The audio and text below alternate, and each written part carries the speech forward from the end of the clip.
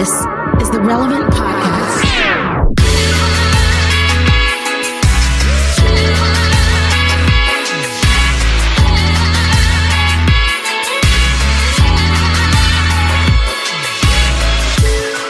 It's Friday, November 27th, 2020. It's Black Friday, and this is the Relevant Podcast. In Orlando, I'm your host, Cameron Strang, and joining me from Loverland, Virginia, it's Jesse Carey. Hello, hello.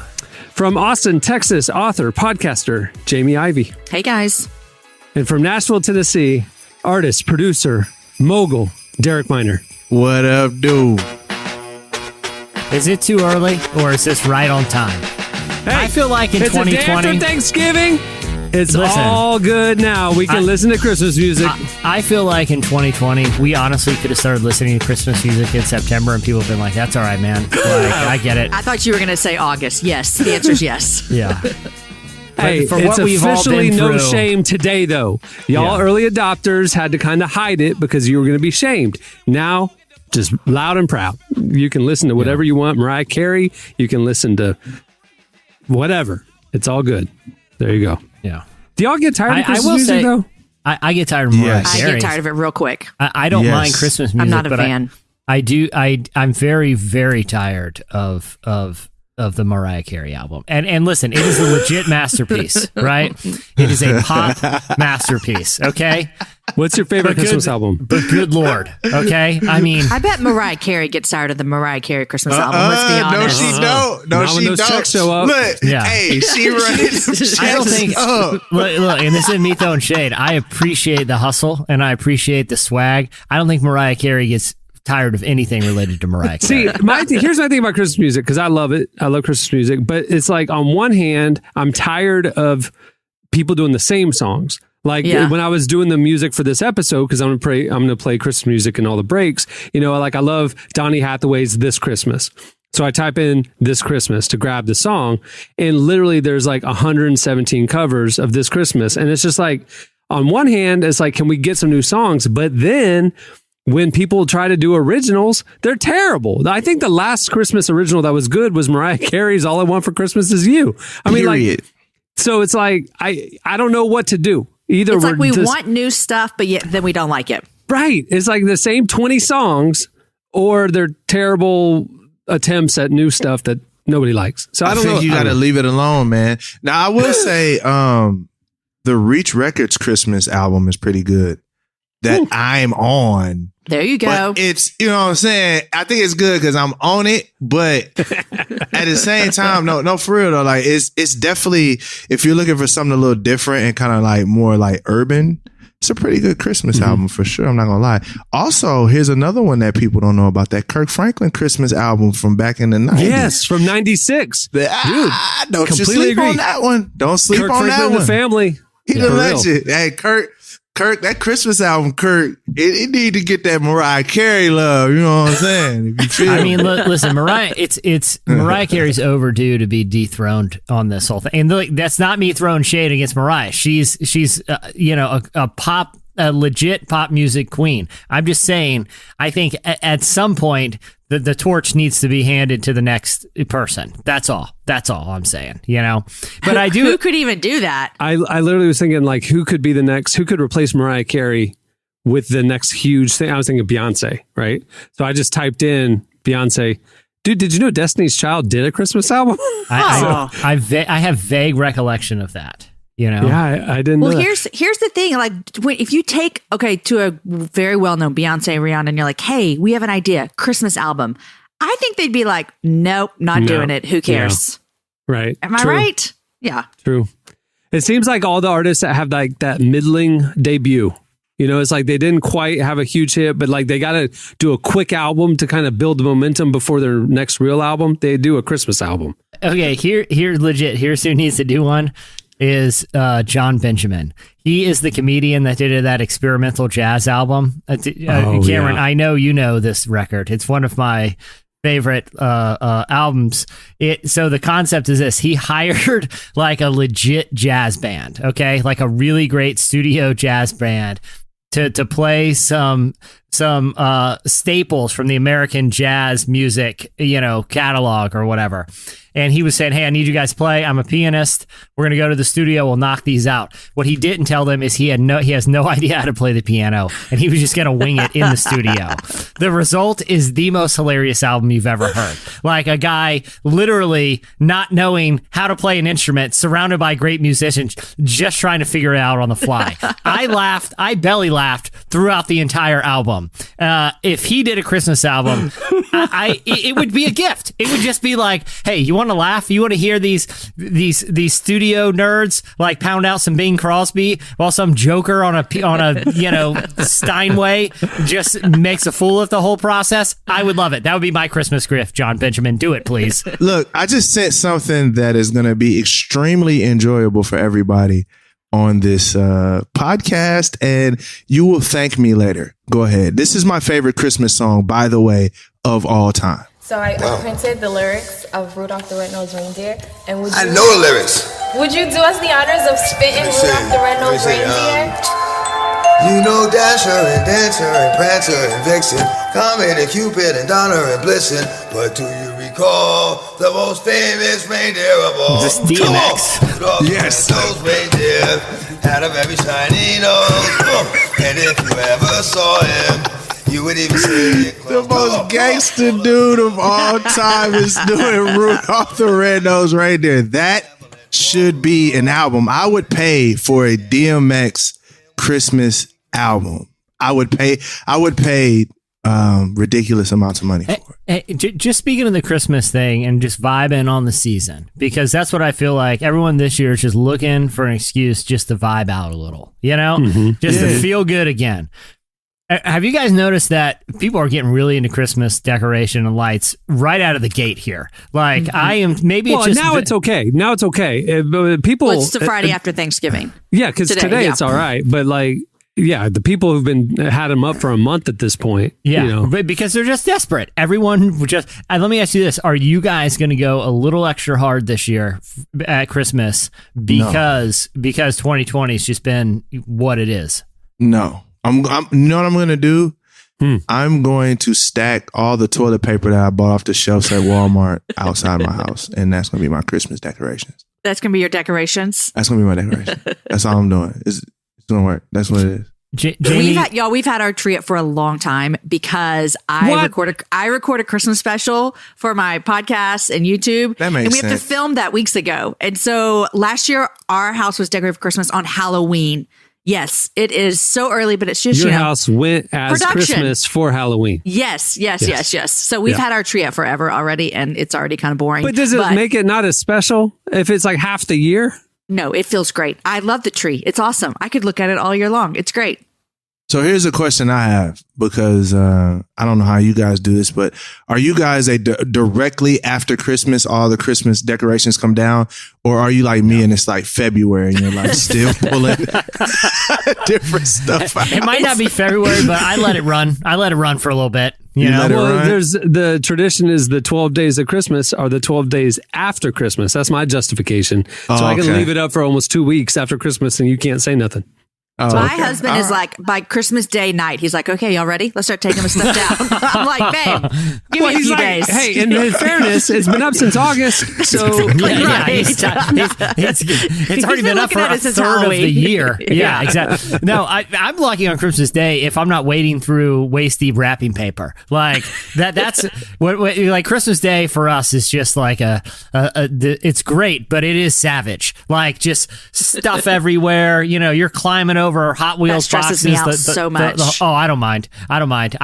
It's the one day, Christmas morning into evening is the one time being basically a hoarder is acceptable, because you've got all the presents everywhere. You've got all the wrapping paper, and look, you just want to kick back, watch a little b-ball. It's Christmas Day. You don't want a chore. The worst thing too, and the other, get all assembly out of the way before Christmas morning. Right. Yes. I spent far too many Christmases, the whole day, building elaborate, weird kid stuff or furniture. Get that out of the way. That's a little Christmas pro tip there. Yeah. There you go. Oh, am I the one with the oldest kids on here? My oldest is 16. Yes. Yeah, for sure. Listen, guys, we're not building anything at the Ivy House anymore. Now we're like, what you want for Christmas costs how much money? Oh my gosh. Like what? You want an external monitor for your camera? I mean, just wait, you guys. There's no more building. It's just, you're buying money. Money. You swap building for money? Yep. Hey, honestly, I've had my hand smashed by so many little IKEA little hammers. I'll switch out for money. I don't care. I'm done with those Allen wrenches. Well, we have a great show in store for you today. Coming up later, we have director Ron Howard. Who? Like Hollywood so royalty. Hey. Ron Howard. Hey, you guys know something about Ron Howard? Letitia Wright. People? Pharrell. Ron Howard. I'm sorry. It's just Relevance the hits killing it. keep on coming. Hot streak. I get people tell me all the time that my husband looks like Ron Howard. And I think my husband is like so attractive. I'm so into him, right? Yeah. I'm not into Ron Howard. So there's that. But people tell me that they look alike. Is your husband bald? She keeps his hair really short. And I've only seen him in hats, so I just don't know. So It's a mystery. I don't want to throw him under the bus or anything, but it's a little thin back there. Wow. So, I mean, maybe when he's a little older, Ron Howard. Cameron, You're gonna be looking right at Ron Howard. Who did the Ron Howard interview? Tyler, our very own Tyler Huckabee. He should have had him like say, hey, before we wrap up, can we just script a couple things like, and no, he didn't. Actually, not. Like, just like the Arrested Development narrator voice. Like, you should have just had him lay down a bunch of those so you could just pipe them in at customized times. But, maybe we'll have another opportunity. Have Ron Howard narrate the Relevant podcast. I like it. Yeah, exactly. It would be, for example, hey guys, I'm really excited. I got a great slice today. And Ron Howard would be like, actually, it's a pretty mediocre slice. Like, we have a great show in store for you today. Turns out they didn't. Yeah, that kind of thing. Yeah. For this week's wellness segment, coming up later, we talked to health and fitness expert Tana Amen. We talked to her as well with that segment that we've been doing. It's the day after Thanksgiving gluttony. People are thinking, man, I got to shed a couple for all those Christmas parties. So that's why we're helping you out later on the show today. I just let it go. From Thanksgiving to January 2nd, it's just Everything's off the table. It's just Jerry Falwell belly button out. That's why we're doing a wellness segment right now, because that's been everybody's 2020. We're just sitting around. Like, I'm not going out. I don't need to look good. I'm not getting dressed up for anything. Just let's Jerry Falwell this thing. That's it, bro. Let's try to get it. Be the new saying. Falwell. That can mean a lot of stuff. A lot of stuff. Be careful saying that one. Oh, you're overeating. Yeah. Thank God. I thought, okay, that's fine. Okay. Woo. Oh, I thought I needed to say something there. You mean you're overeating? Okay, Falwell. Oh, my God. Okay, so we're good. I think. Belly button out, baby. That's me. All right, stay tuned. Up next, it's Relevant News. Hang all the mistletoe. I'm gonna get to know you better this Christmas, and as we trim the tree, how much fun it's gonna be together. This Christmas, the fireside is blazing bright. We're caroling through the night, and this Christmas will be. You're listening to Donny Hathaway. The song is This Christmas, the original. There's about 300 covers. Well, today's show is brought to you by UHSM. These days, finding affordable, quality healthcare is more difficult than ever. So if you're looking to save up to 50% on your healthcare expenses, listen up. You don't have to wait around hoping healthcare will improve in the U.S. Instead, join millions of Christians who are choosing health share memberships like UHSM. UHSM is a nonprofit Christian health share with the sole mission of helping you achieve your best health. Protect your health with modern health sharing from UHSM, including programs with prescription benefits from CVS Caremark, no-cost telehealth visits, and access to 1 million doctors and providers. Satisfy your medical needs and save up to 50% with UHSM Health Share. UHSM is member-to-member health sharing, and it's awesome. See why millions are choosing this Christian alternative to traditional insurance. Ask if you qualify for UHSM membership today. Call or text 833-367-8476. That's 833-367-UHSM. Or visit uhsm.com/care. That's uhsm.com/care. Check it out. They're awesome. All right. It's time for... Relevant News. So soothing. Welcome to the show, Relevant Senior Editor Tyler Huckabee, to tell us what's happening this week at the intersection of faith and culture. Hey, Tyler. Hey, everybody. What's going on this week other than holidays and election transitions? Before we get into it, I'm sure you all have covered this. I just wasn't here for it.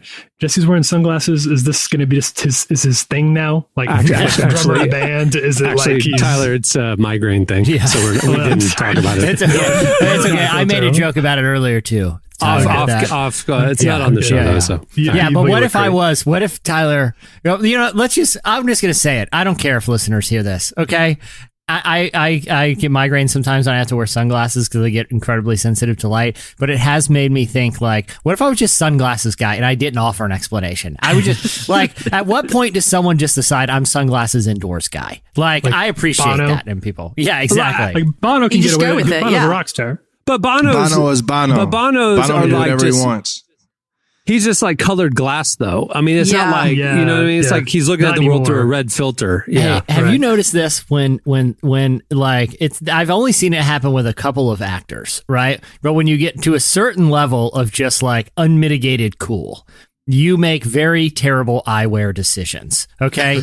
Like Bono's a great one because he's wearing those indoor sunglasses, but Brad Pitt went through a phase too, where he's wearing like half sunglasses all the time just because he's Brad Pitt. It's not a great look, but he just reached that Bono level where who's going to say anything on Brad Pitt? That's the thing. It's like he's surrounded by people who will only tell him he looks good. Russell Westbrook. Hey, Russell Westbrook's another one who very ridiculous. He's wearing Sally Jesse Raphael glasses, but no one's going to tell him they ain't cool. Those. Because like then you're not cool because you don't even understand how cool this is. Yeah. So you can't call it out. I mean, you just look silly. This ain't gonna age well. But you're going to end up on a BuzzFeed list that go in like 10 years, and it's like, here's 15 Worst celebrities glasses. who made terrible eyewear decisions in the 2000s. Well, and it's I'll tell you who's not on that list. You. Because you're rocking those Ray-Bans. Mm-hmm. That's right. These are classic, guys. It's the lower stakes version of the pastor thing we've talked about, where pastors always need somebody who can tell them, hey, you're getting off base here. We need to check it. Celebrities don't have to worry about that. Nobody cares. But fashion-wise, they do. You need somebody you look ridiculous. This is not cool, and it's never going to be cool. Yeah. Hey, homie, I see what you're going for, but tassels, I don't think they're happening. This is me. This is what accountability is all about. All right. Relevant news this week. Let's start off by talking a little bit about while the president has not yet technically conceded the election, President-elect Joe Biden is kind of moving ahead. He seems to be more or less ignoring what the Trump administration is doing. He may not even be totally aware of what's going on, and he's starting to float some names for possible cabinet positions. Among those names, there's a guy by the name of Tony Blinken. He is being floated for a potential Secretary of State position. He's a well-known advocate for global alliances, so this would be a pretty big shift from the Trump administration. He was the Deputy Secretary of State during the Obama administration, got a very long resume, and can include, among his many accomplishments, a meeting with the delegates from Sesame Street. This was the most looked at story on Relevant Magazine yesterday. There was a clip back in 2016 when he was Deputy Secretary of State. Blinken went on Sesame Street. He spoke with a Sesame Street delegate, Grover, about he talked about something that's actually pretty close to the heart to all of our hearts here at Relevant, about refugees. Clark, I got a little clip from that. You can play that. One of the issues we're going to talk about is something really important. Refugees. Oh, Deputy Secretary Tony Blinken from the State Department. I know all about refugees. You do? Of course I do. They are the ones who wear striped shirts and blow whistles at soccer games. No, Grover, that's referee. I'm talking about refugees. These are people who've had to leave their homes because life in their countries was not safe for them. Grover, can you imagine how difficult it would be to have to leave your home? No, I cannot. I would never want to leave Sesame Street. I cannot imagine leaving my apartment or my pet turtle Rufus behind. Well, Grover, sadly, refugees have to leave everything behind. Communities, schools, friends, even all of their favorite things. And all kinds of people are refugees. And even though they come from many different places, they're just like you and me. Oh, like my friends on Sesame Street. We are all different in some ways, but in a lot of other ways, we're the same. That's right. And we all have something to learn and gain from one another. I love that, guys. Pretty good. I mean, pretty decent. It's actually it's about a 3-minute clip. And I'll be honest, I thought Grover, he's a little slow on this one, but I thought I laughed out loud. Seems like you should know this. The referee line got me, though. That was good. It was a good one. It made me laugh. But Tyler, he lives in a trash can, not under a rock, okay? We know the difference between... That's Oscar. Oscar the Grouch lives in a trash can. Grover has less Grover? He's in an apartment, he said. He's got less of an excuse. Who does this. Yeah. He has a whole pet turtle. Did you hear Rufus? He's got a whole pet turtle. So this is kind of like as you might imagine, the Biden administration's shift on this is potentially going to be the biggest thing they bring to the U.S. foreign policy situation. Joe Biden has said that he will boost the U.S. annual refugee cap to 125,000. That's an enormous jump. It's currently at 15,000, but it is a return to sort of the pre-Trump era stage. This isn't historically that big of a number, but it definitely is a shift from where it's been over the last 4 years. And this is going to be kind of a good thing for a lot of our friends in faith groups who work with refugees, who've had to see their budgets slashed, obviously seen their work slashed because there just hasn't been enough federal funding and certainly not enough work to go around in terms of bringing refugees here to the country. So that part is definitely going to be a boon to a lot of faith groups out there. Well, the Biden administration is likely to face steep opposition from certain faith groups as well, particularly on the abortion front. Blinken's likely nomination does appear to be a sign that Biden intends to follow through on promises he's made regarding refugees. Interesting. I think refugees are, a paramount issue, in my opinion. I think it's awesome what the incoming administration is doing to, make America a destination and place that can assist the world's most vulnerable. I also think that we should be more open to political discourse through the lens of Grover, because it's honestly more watchable than most of the political analysis. Sense. Yeah, because I feel like if Grover's talking about something, it automatically shows like if something's ridiculous and Grover's talking about it, then it's like, but then Hunter Biden's emails showed up on a laptop, but Rudy Giuliani said it was left. And there's clues about Ukraine. And then you can just be like, Grover, what literally are you talking about right now? Like, that's a really good Grover, Jesse. That's a very convincing Grover. Considering you didn't know where he lived, you had that. That's pretty good, right? But Hillary's emails from this private server. So in your world here, Grover is the right-wing conspiracy theorist. And then, but when he says stuff, I thought you were saying like you wanted Sesame Street to like host C-SPAN or something. No, to just bring some levity. Okay, and it can be on either side too. It just like the ridiculous arguments. Just have Grover say them because Elmo it automatically seems like a leftist to me. Grover, Elmo. Radical, like a Marxist. Yeah, that comrade Big Bird. Elmo wants to share everything. He's a socialist. Socialist for sure. Yeah. Isn't there like the count? He's the capitalist. He's the one really concerned about numbers and things. So the count is the Treasury Secretary. Exactly. Yeah, okay. Exactly. Yeah. Oh, he's like CNBC, the finance coverage. Yeah, got it. Yeah, he's got a half hour after Jim Cramer's on, after Mad Money. The Steve Mnuchin of the. Other new, we've got this is sort of an interesting study that confirms something that we've sort of been seeing, but it's interesting to see another study that affirms this for the time being. So it's the second. It's the second annual Religious Freedom Index, which is a report just on how Americans are feeling about religious freedom. Okay, and this is sponsored by this law firm called Beckett, and they found something that was sort of maybe a little bit unexpected over the course of quarantine, which is that no age group over the course of this year has relied on faith more than Generation Z, more than the Zoomers have. Okay, so 74% of Gen Z responders said faith was at least somewhat important. That's a higher number than any other generation.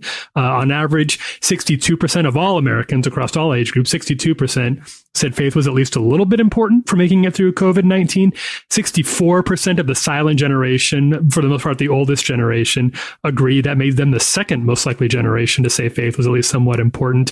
And Gen X was the lowest at 56%. And actually, Gen Z was also the most likely to say that faith had been extremely important to them. 51% said the least important to say faith was extremely important. Millennials, 31%. So a pretty big gap here, and it's a little hard to know what to make of this yet. Gen Z is still too young to extrapolate a whole lot of predictive data about what this means for the future of the country, the future of faith in America. It's possible that for some Gen Z members, they're still at home, they're still with their parents, so they're still kind of glomming on to the faith that their parents gave them. That can change. It typically does change a little bit after they graduate and get out into the world. But it also could be a pendulum swing away from sort of the declining faith that we've seen over the past few generations. They've seen that. They don't like how it's worked out for older generations. So Gen Z could be seeing sort of a return to the sort of levels of faith that we saw more in the 50s and 60s. Wow. Okay, and just remind me, Gen Z is like the youngest people right now. The oldest Gen Z right now is about, depending on which metric you're using, you're talking about 24, 25 years old. Okay, and then next after that? Millennials. Okay, got it. I think so. Millennials are 24 to upper 30s. It's about 15 years, and then you've got Gen Z is between 97 and 2015 or so. That's Gen Z.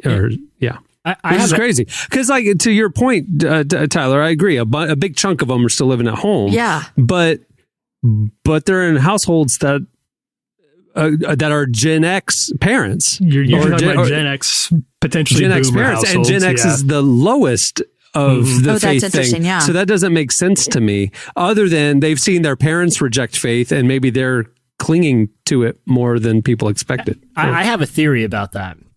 And this is anecdotal. Can you do it in the voice of Grover?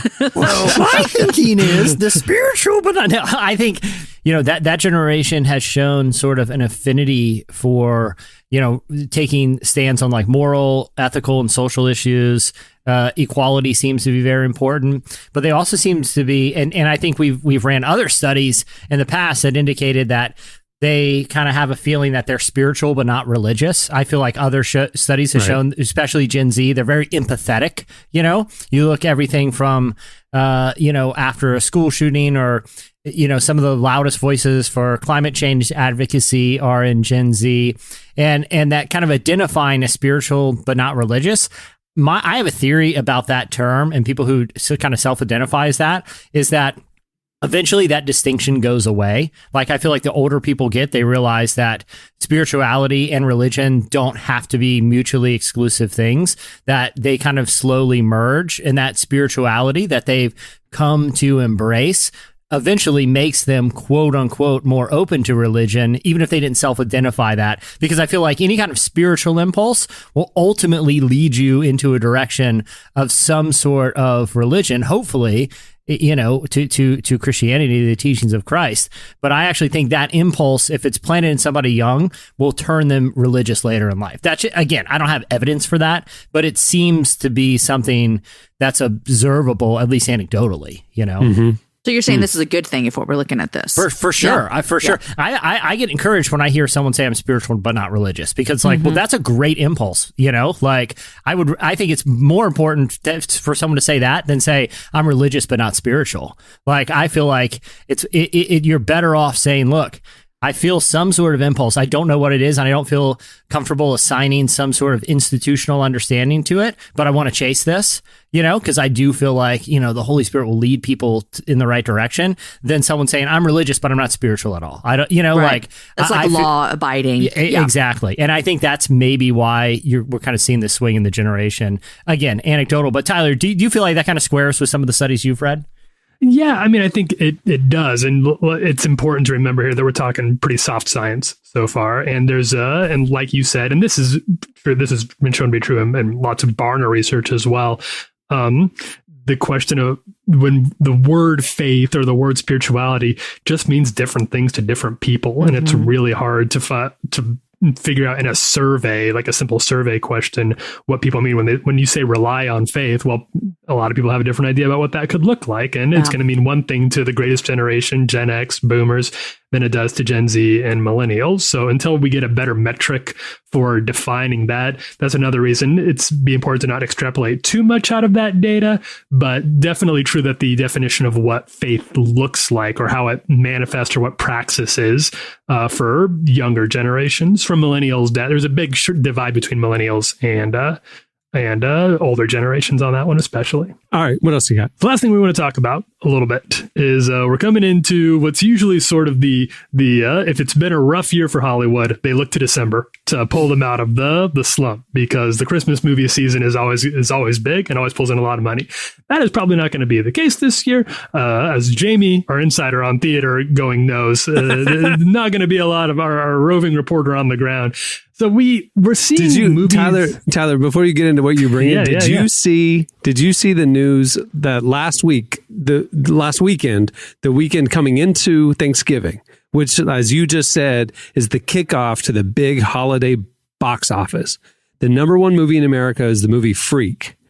And the total box office for that movie to be number one was $1.2 million. Oh my gosh. Never even heard of this movie. The lowest number one in movie history. Wow. Which is because there's like 7 theaters open. New York's totally shut down. LA's totally shut down.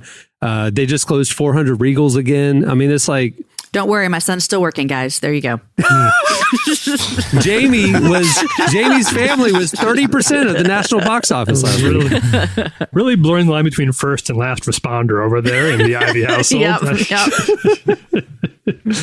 So in the middle of all this, and you probably saw this was announced last week, but this was what could end up being a pretty seismic moment in the film industry, which is when Warner Brothers announced that Wonder Woman 1984, which is supposed to be their big 2020 tentpole movie, expected to pull in at least $1 billion, they announced would be releasing on HBO Max on the same day that it releases in movie theaters on Christmas Day. So they could be looking at upwards of $1 billion hit on this, but they're saying this is what life and movies looks like, at least for this era, and potentially for every era moving forward. Shortly after that, Disney followed suit with Soul, their big Pixar offering this year, which was, again, going to rake in a lot of money for them, is now going straight to Disney Plus on Christmas Day. Both of these movies, every reason to think they're good, every reason to think they'd be profitable in a different time, but they're just not happening right now. And will that be the case moving forward for movies, even after the vaccine starts rolling out? We just don't know. But it's kind of looking like the era of going to movies as we knew it is maybe not ever going to really return. I wonder how the Mulan movie did, so because that was the first. It went straight to Disney. Did not do very well. Because they tried to charge $30 for it. Yeah. We don't know, but the fact that they're not, the assumption was that if that worked well, that's what they would have done for Soul, for a Black Widow. They would have started doing that for all of their big movies, and they have not followed suit on any of those yet. So the assumption is it underperformed pretty significantly. So for Soul, they're not charging. It's just going straight to the... If you've got a Disney Plus membership, then you'll be able to see Soul on Christmas Day. That's devastating. This is kind of surprising to me because, Cameron, I know you and I were, talking basketball the other day, and about, how the NBA will still have a version of fans and gathering people in some arenas, not all. Yeah. But I also feel like, from what I've read, and probably, Cameron, some of the buzz that you've heard, I know you and I are both sports fans and don't just like sports themselves, but like the business of sports too, are very both interested in that.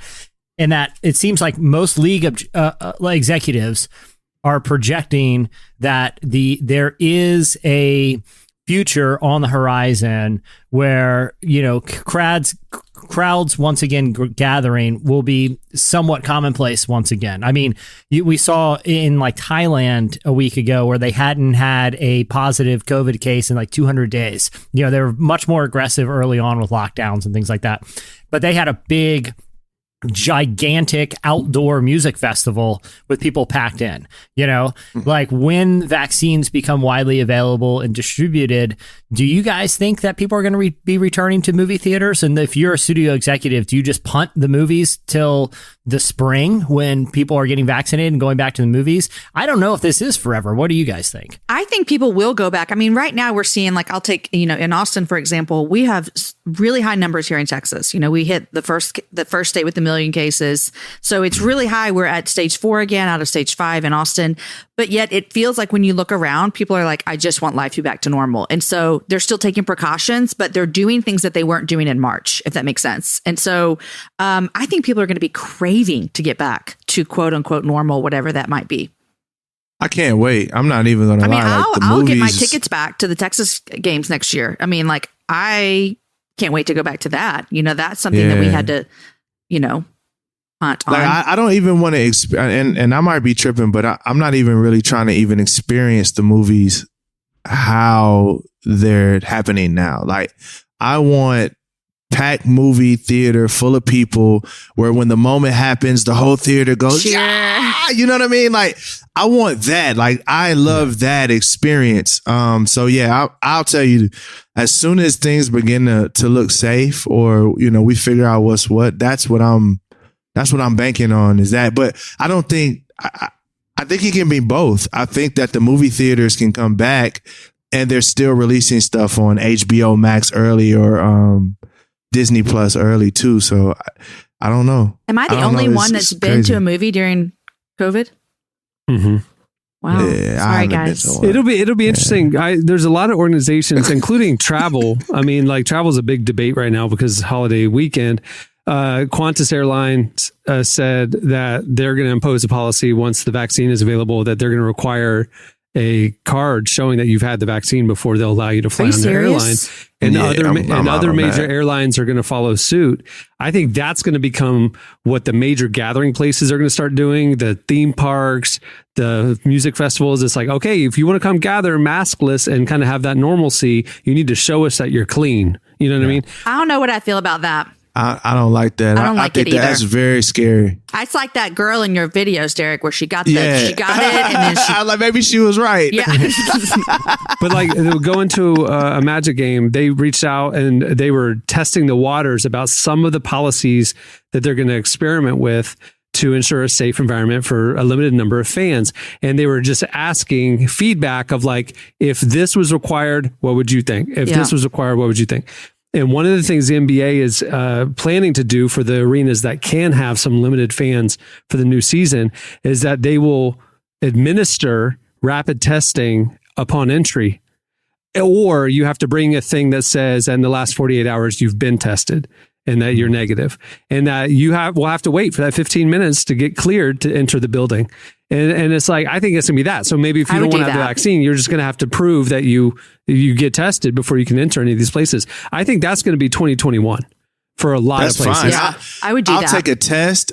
You could take my temperature. I'll take a test, but I think that if you tell me that I have to put a vaccine in my body to come to your establishment, I'm out on that. I don't think that's cool. What if I just don't, especially as a minority, like minorities, vaccines and different things like that, they affect us differently because our bodies are different. But most of the time, the people that they're like, yo, this is 90% effective, is 90% effective on a white body. You know what I mean? So for me, I'm very selective with what I put in my body, especially when it comes to like pharmaceuticals and things of that nature. So like, for me, I'm out. Like, if you're telling me I gotta get a vaccine, I'm out there. But you could take a test. You can put the put that big long Q-tip up my brain or whatever you trying to do, I'm down with that. But bro, you're not gonna make me put no syringe in my arm. I'm just not doing it. I just think major establishments are going to find a way to ensure the safety, so you can gather with a peace of mind that it's safe here, and I don't have to be all skittish and all this, because that's what it's going to take, is that people feel comfortable again. And you get 3 choices. There is something about this movie thing that makes me really sad, though. You guys, this would be our 8th anniversary on Christmas Day to go to Alamo Drafthouse. It's a movie theater here in town that you can eat at. And we have one in Orlando. Okay, awesome. So Alamo Drafthouse, they do these quote-alongs. And every Christmas Day, we go to an elf quote-along. My kids dress up. They've got reindeer onesies on. We like go. The Will This would be Ferrell our elf. Like the, 8th year, and we can't do it. So that's just added to the list of things that we're missing out on. I know, but we'll go see another movie, you guys, where my son's working. Side note, Elf is the greatest Christmas movie of all time. Don't debate Hands down. A lot of places near me are doing this thing. You get 3 options. You can either, do the COVID test, do a quick wash of bleach in the lungs, quick inject, or just a blast of UV, and I think you're good. From my understanding, then you can go back, get in that theater, get to that quote along, just blast some UV. I'm sorry. It's too leave funny. That man, 2020 was alone, too funny. Jesse. There was so much comedy we left on the table. Can we just all admit that? It was so weird for a while. Everyone was so angry. Can we just all look back at all the comedy that was just left on the table? The fact that the leader of the free world was having a pandemic daily update, and was up there with the eyes of the globe watching him, riffing about possible ways maybe we could be cured. Speculating in front of the world is just mind-boggling. That's what I'm saying. Man was freestyling. He was freestyling, just like, I don't know. What do y'all think? Yeah. It's the leader of the free world, man. You're not in a meeting right now. You're on camera. So how about this? Tanning salons instead of hospitals. I don't know. I'm just saying. Why not? It doesn't like the light. But let's just do more light. My point isn't, I'm not trying to be like political or snarky. I'm just saying, we can see the other side of all of this. Don't you think that there was just mountains of comedic gold that we all were just like, guys, no one's got the energy for this anymore. But now it's like, what were we doing? This was hilarious. It's too soon. I do got to say, there was a report in the New York Times yesterday from Maggie Haberman, who's their Washington reporter. They're kind of their star talent right now. And she reported that one thing that is helping, it's been kind of a rough day for the president, rough week for the president, but he does this week have his favorite presidential activity, his favorite thing to do as president, which is pardon those turkeys. This year it's corn and cob are 2 turkeys who get the. Now I thought about this a little bit. I have some problems with the president. It seems kind of weird. The part like we'll pardon turkeys, but we're not pardoning people on death. There's like some ethical issues with it. But I couldn't laugh too hard because I think if I was president, it'd also be my favorite thing. Like that would be fun. That would rock. It's like your little petting zoo, and you get to go hang out with turkeys. It'd be cool. Plus, who's going to criticize it? Who's not going to? What kind of sociopath is going to be like, no, just kill corn and cob? That would show them. It's like, no. This is the one thing a president can do that universally is like, that was kind of cool. At least corn and cob are still having a good day. At least and I got to tell my kid what happened to corn and cob. Oh well, they getting eaten tonight. Yeah. It's like that is Tyler. You're right, man. If there's one thing that can unite a divided America, even just for a moment, it's watching corn and cob live another day. You know, at the discretion of the leader of the free world. Exactly. I love it. All right. Thanks, Tyler. For more coverage like that, check out everything we're posting every day at relevantmagazine.com. Stay tuned. Up next, Ron Howard joins us. Late night with the candlelight. Heaven bound, that's a big invite. Colorblind to the black and white. Show you love and feel alright. It's the joint, bro. It's a vibe. Cut the future bright. Stuck together and we hold it tight. Stand down through the dynamite. All aboard on the freedom ride. Time to sail down the riverside. Kept going, never satisfied. Hey, God just glorify him. Yeah. And I'm still trying to pray for no more violence. You're listening to All Is Bright featuring Wande, 1K Few, and Derek Minor. It's on The Gift, a Christmas compilation from Reach Records. Go check it out. It's got a good cover too. Derek, I got a question about Christmas compilations, because that is they're reliably fun to listen to, because they're always like people are mixing it up. You get a variety of artists and styles of songs. Do you pick the song, or does the label like, hey man, will you do whatever? How does that work? So most of the time, what happens with me, especially when it's a feature, they're just like, hey, we have this record we think you'll be a good vibe on. Here, check this out. And usually you just hop on it or say, nah, that's whack. So yeah, it's most of the time it's the producer or the executive producer that kind of picks and chooses who goes on what with who. You know what I mean? Gotcha. And you just kind of just decline or accept whether you want to be on that record. Sometimes you be like, yo, send me something else. And they might shoot you something else. But, you know, it's all about vibes and creativity. Though. Yeah. Ron Howard is an Academy Award-winning film director, producer, and actor. You may or may not remember his role on The Andy Griffith Show as a kid, which I still watch, or his narration on Arrested Development. But these days, he spends the majority of his time behind the camera, creating films like Cinderella Man, Apollo 13, Star Wars Solo, and countless others. We recently sat down with Ron to talk about his new movie, Hillbilly Elegy, why this story was personal for him, and why he's so drawn to movies about real life. Here is Ron Howard. Oh, I thought your mama was going to be all right. Be happy. I know I could have done better.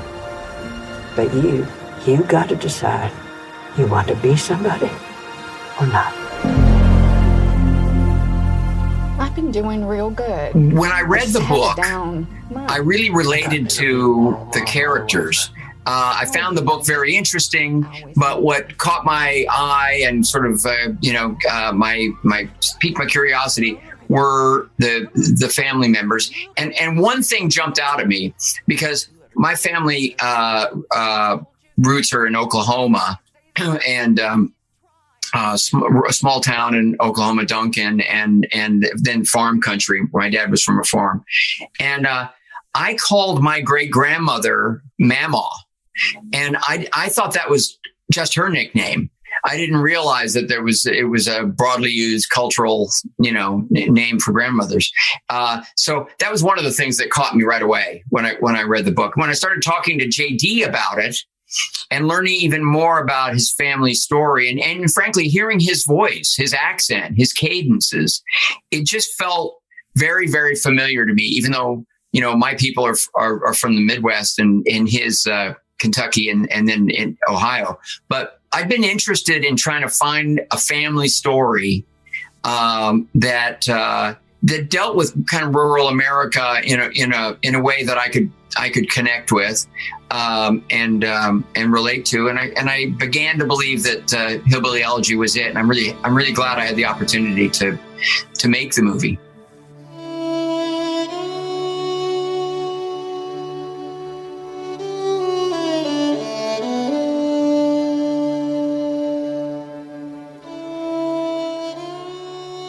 There's something very powerful in choosing a subject where you can witness something extraordinary.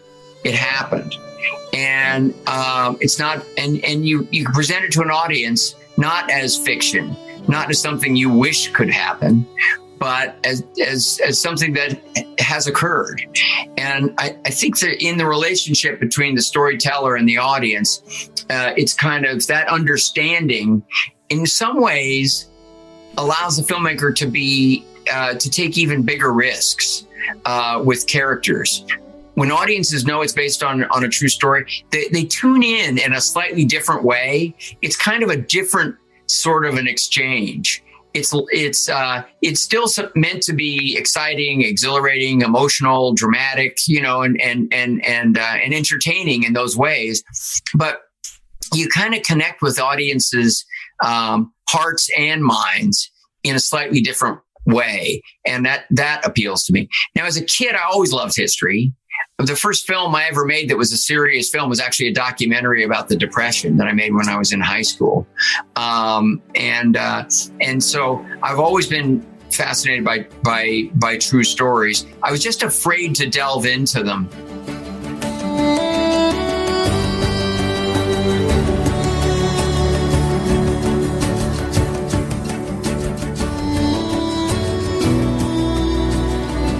I was a kid on the Andy Griffith Show, Andy used to get very upset about the Beverly Hillbillies because he'd say that's farce and that's okay, but we're not the Beverly Hillbillies. He didn't mind that the Beverly Hillbillies was successful or anything. It didn't bother him at all. But when the writing would sort of push things in a farcical direction, he would say, look, where I come from, those people, they're plenty funny on their own.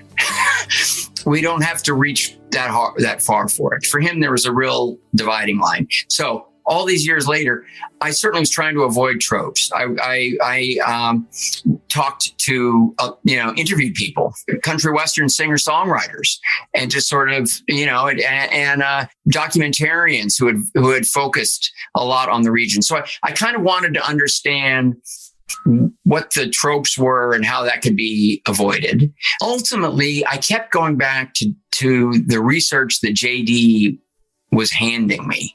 His movies, his home movies, him taking me to Jackson, Kentucky and showing me the holler. I know it's authentic because it is, because we, but it's not going to be everybody's experience from Appalachia or the Rust Belt.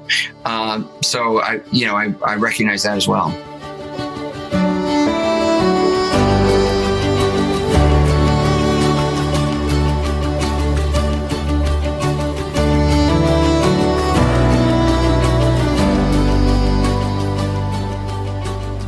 It is my first family story that is based on real events. Other movies that I've done Cinderella Man was arguably a family story as well. But I care about characters. I care about dimensional characters. I'm not that interested in bad guys. I'm really interested in the way people work together to try to achieve something. When you talk to JD, he does not think of this as a pull yourself up by your bootstraps story at all.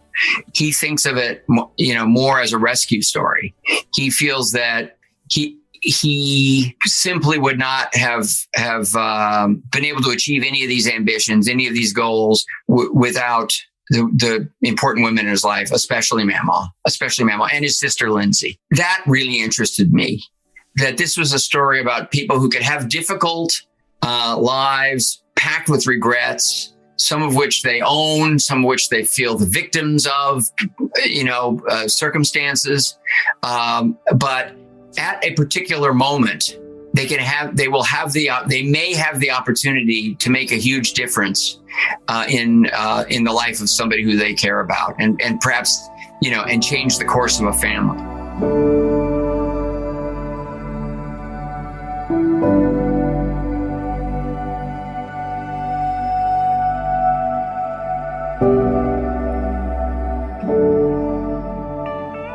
JD himself leaned very heavily on his papaw, and in his mind, his grandfather papaw was a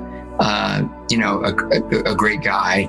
After he passed, he began to recognize that papaw had made some mistakes, and it wasn't until he was older that he began to realize that it was in fact the women in his life who had made the difference. When we were beginning to adapt the book, I said, what were the two most dangerous periods, in your life? He cited these two times, when he was 13 and 14, and then again when he was at Yale. I was surprised by the Yale answer. I thought it might have had something to do with the Marine Corps, which was so important to him. And he said, well, the Marine Corps was important, but it was primarily, almost 100% positive. It was Yale where it almost all came tumbling down. And I thought that was very surprising, but it was at Yale that he began to realize that there was so much he could lose. When he was a boy, he knew he felt bad.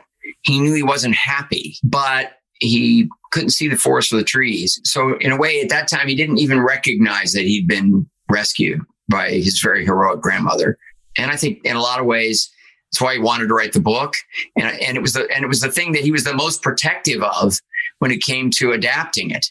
We couldn't get close to getting all of Mama's warts, but she was wild. She was profane. She was devout. I mean, she was a paradox and a fascinating one. And Glenn really brought her to life in a powerful way, I thought. You've always got a reason. It's always someone else's fault. Some point, you're going to have to take responsibility, or someone else is going to have to step in. Who? Who? This was about these turning points in our lives that to anybody else on the outside, you might not even notice it's happening, but within your family, it's historic. It's seismic. And it was trying to find those twists and those turns and those turning points in JD's life that were really the ones that we needed to dramatize. You don't get a lot of comfortable time in the movie, sort of recognizing the times of peace and harmony, of which there were some. But this is about these two periods where he was most in jeopardy, emotionally and to some extent physically, and where his future was most in doubt. And so it was really filtering through his life, not just the book, but also all of these interviews, and identifying something that we could present in the framework of an entertaining, engrossing, suspenseful, emotional movie narrative, so that people could sit and watch it and lose themselves in it in the way you hope they will.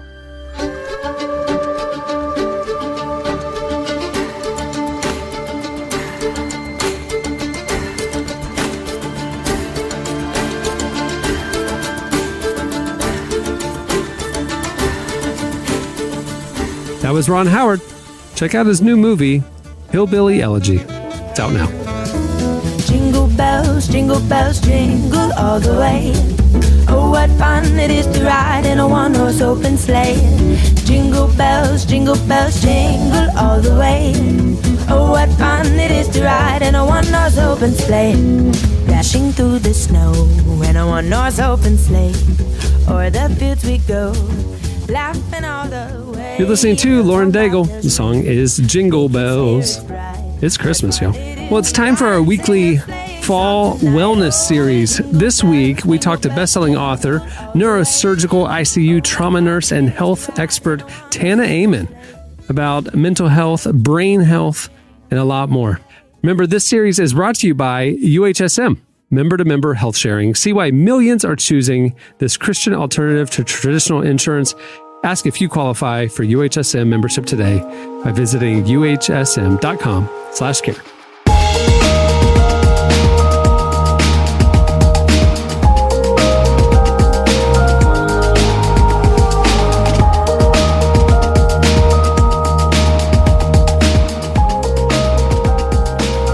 Okay, I've been excited for this conversation. Could you start by maybe just giving me an overview of who you are and what you do? So my name is Tana Amen. I'm the vice president of Amen Clinics.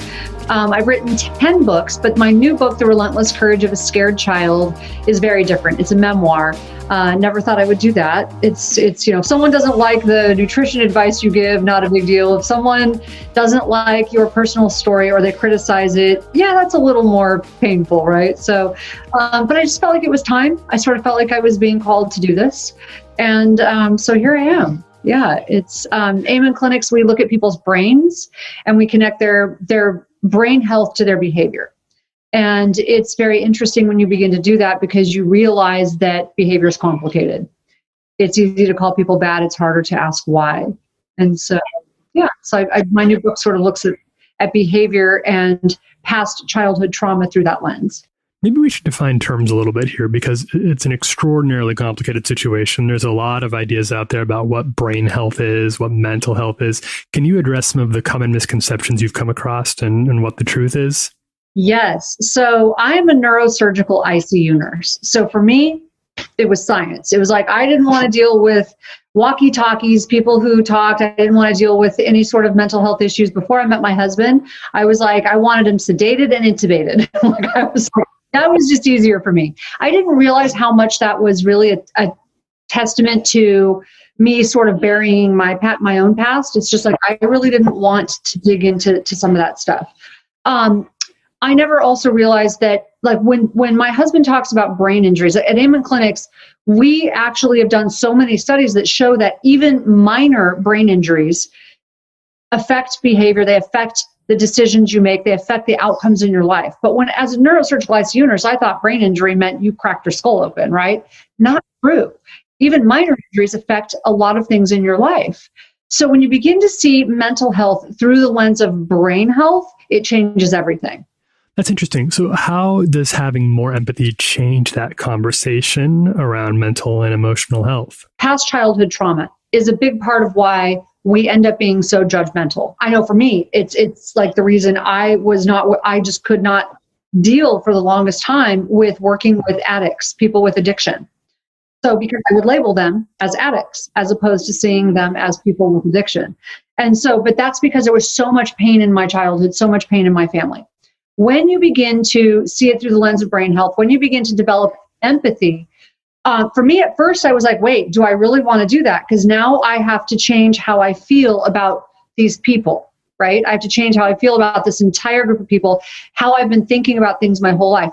But what I came to understand is this.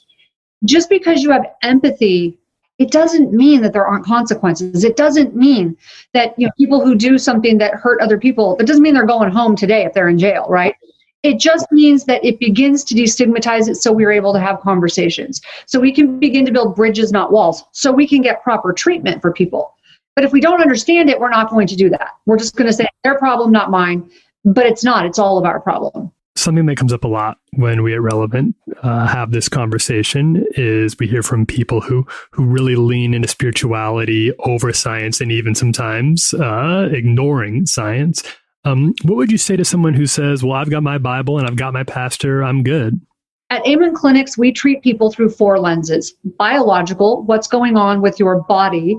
Did you have a head injury? Do you have a thyroid imbalance? Did you have Lyme disease? Do you have some other infection that's affecting your mental health? Psychology, what is your thinking like? Are you controlling and managing your mind? That is where prayer and the Bible are so wonderful, and your community is so wonderful, because that's really, the Bible talks constantly about managing your mind, right? About prayer. So that's really important. Then there's the social circle. Who you hang out with matters. Not going to church has been really hard for a lot of people. It's been hard for me because who you hang out with matters. If you're listening to the news all day and that's who you're hanging out with all day, it's going to be very different than if you're hanging out with people on Zoom praying, right? The outcome is going to be very different. People are contagious. And then there is the spiritual circle. Now at Amen Clinics, we treat people according to all of those. And we understand not everybody has our Christian belief system, but it's still important to understand what gives your life meaning and purpose. It's really critical because purposeful people live longer. They do better. They get well faster. It's really critical. So at our clinics, we believe that you have to treat people with mental health issues through all of those circles. We don't think they should be separated, if that makes sense. But if you had a heart condition, would you say, oh, I'm going to ignore it, I'm just going to pray? We would still want you to pray, and we would want you to go get your heart treated.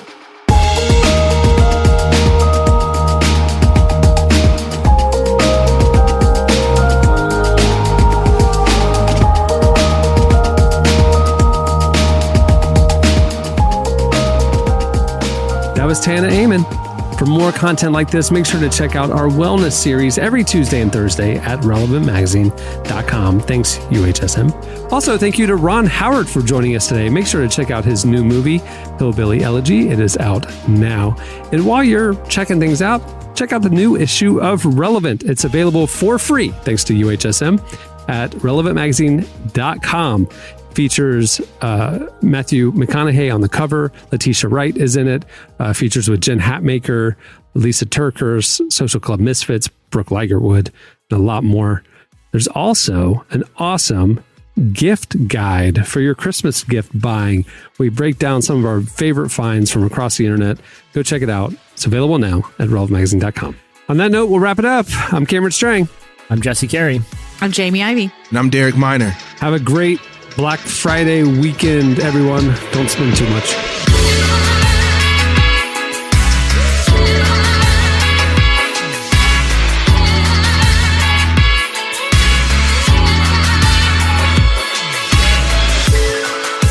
Thanks for listening to the Relevant Podcast. Check out our features, interviews, and news updates every day at relevantmagazine.com. And make sure to follow Relevant on Facebook, Twitter, and Instagram for the latest. For more great podcasts, browse the shows on the Relevant Podcast Network, which you can find at our site. And while you're there, don't miss the all-new era of Relevant Magazine. A new issue releases every other month at relevantmagazine.com.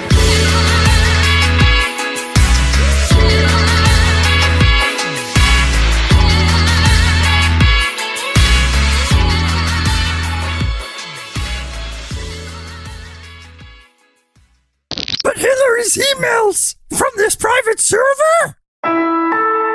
Relevant Podcast Network. Time is precious, and so are our pets. So time with our pets is extra precious. That's why we started Dutch. Dutch provides 24/7 access to licensed vets with unlimited virtual visits and follow-ups for up to 5 pets. You can message a vet at any time and schedule a video visit the same day. Our vets can even prescribe medication for many ailments, and shipping is always free. With Dutch, you'll get more time with your pets and year-round peace of mind when it comes to their vet care. Go to Dutch.com to get vet care that is always there for just $92 a year.